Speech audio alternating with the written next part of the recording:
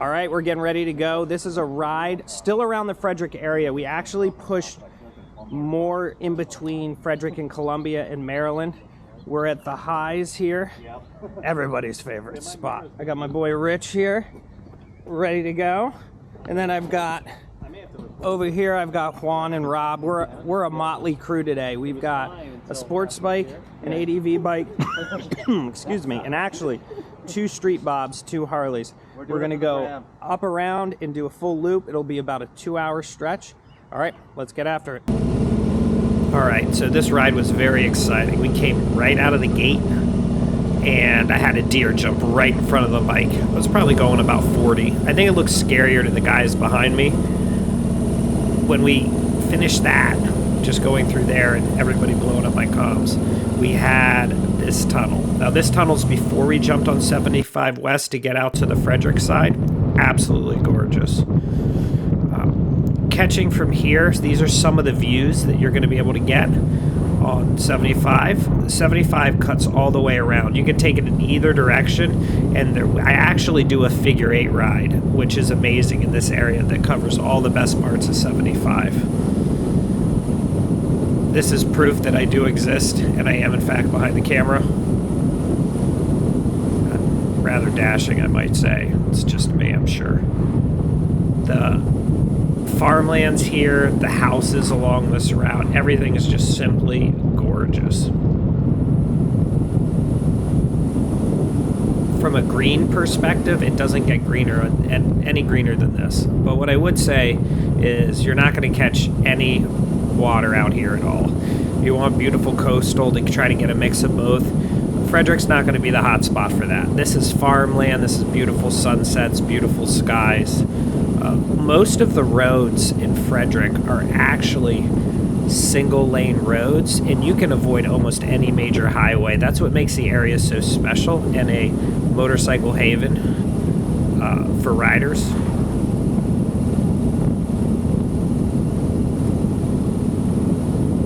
A lot of these farms are farms that you can visit as well, so while they are commercial farms, they're also open to the public. So you can do different things there, like pumpkin patches, like kids' afternoon picnics, things like that. I mean, capitalism is a wonderful thing. More beautiful views here.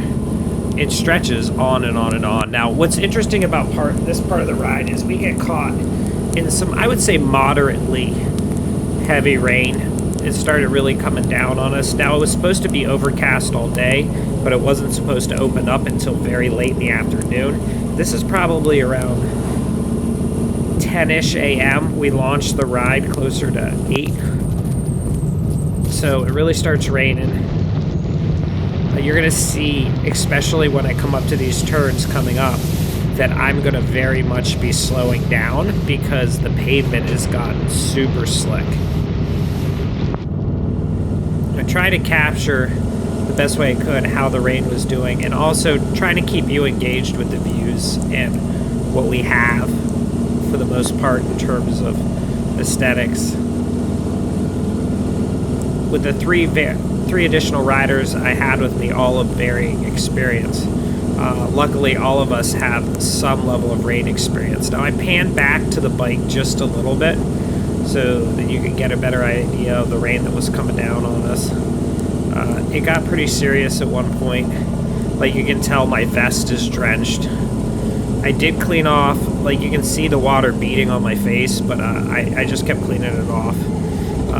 I also have that shot, I forget what it's called, but it's like a film and it helps the water beat off of my helmet.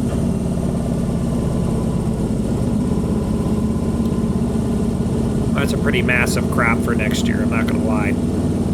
That's going to be big. Now, as we continue forward, the rain starts to come down harder and harder, which is ironic because you'll see where we kind of had to cut this video short because of the rain, and I also ran out of recording room for it. But this ride is actually Iron Vanguard's first fully recorded ride. We did one earlier that we didn't record, and this is our first recorded one. But look at some of this architecture and the houses that we have along the route are like to die for. I could go without the guardrails, but you can't get everything you want. Now, we're coming up on the third and final lake that we put into this video. Another beautiful property here.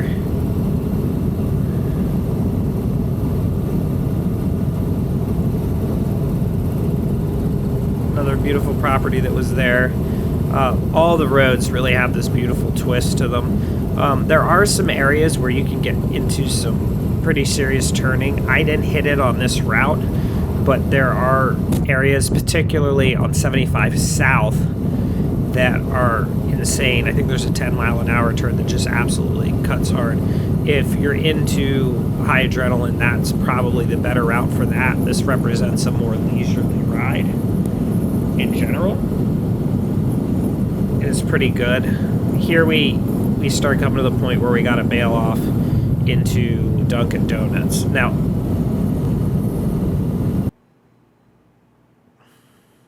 started raining on us. Beautiful back roads, but the problem is one of our guys, Juan, he's got an open face helmet, so we got to make a quick stop off at Dunkin' Donuts, see if this settled down a little bit. It's really slowed down now, so I think we're okay, and then we're going to cut back.